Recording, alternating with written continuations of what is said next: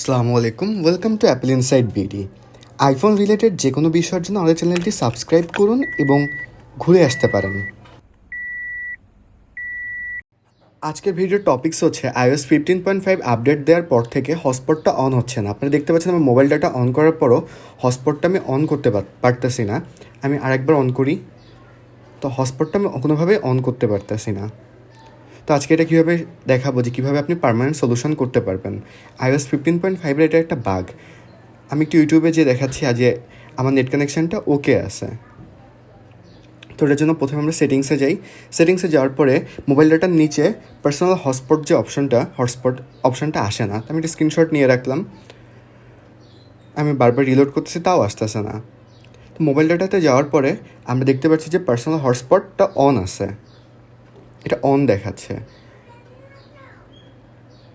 এখন অপশানটা চলে আসছে এবং অন আছে, পার্সোনাল হটস্পট অপশানটা চলে আসছে। আপনারা দেখতে পাচ্ছেন যে আমার সেটিংসে অপশানটা চলে আসছে। তো এটা পার্মানেন্ট সলিউশনটা আপনি কীভাবে করতে পারবেন, যে আপনার নেটওয়ার্ক রিলেটেড যে কোনো সমস্যার জন্য আপনি এই সলিউশনটা করতে পারেন। প্রথমে জেনারেলে যাবেন, তারপরে একদম নিচে চলে আসবেন, ট্রান্সফার অর রিসেট আইফোন, এটাতে ক্লিক করবেন, দেন রিসেটে আসবেন। এখানে আছে রিসেট নেটওয়ার্ক সেটিং। তো আপনি যখন এই রিসেট নেটওয়ার্ক সেটিংটা প্রেস করবেন, তখন আপনার নেটওয়ার্ক রিলেটেড যত প্রবলেম আছে সব সলভ হয়ে যাবে।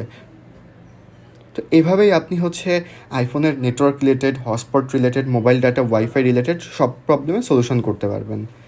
ধন্যবাদ। ভিডিওটি ভালো লাগলে লাইক, শেয়ার, সাবস্ক্রাইব করবেন, পাশে থাকবেন, সাপোর্ট দিবেন।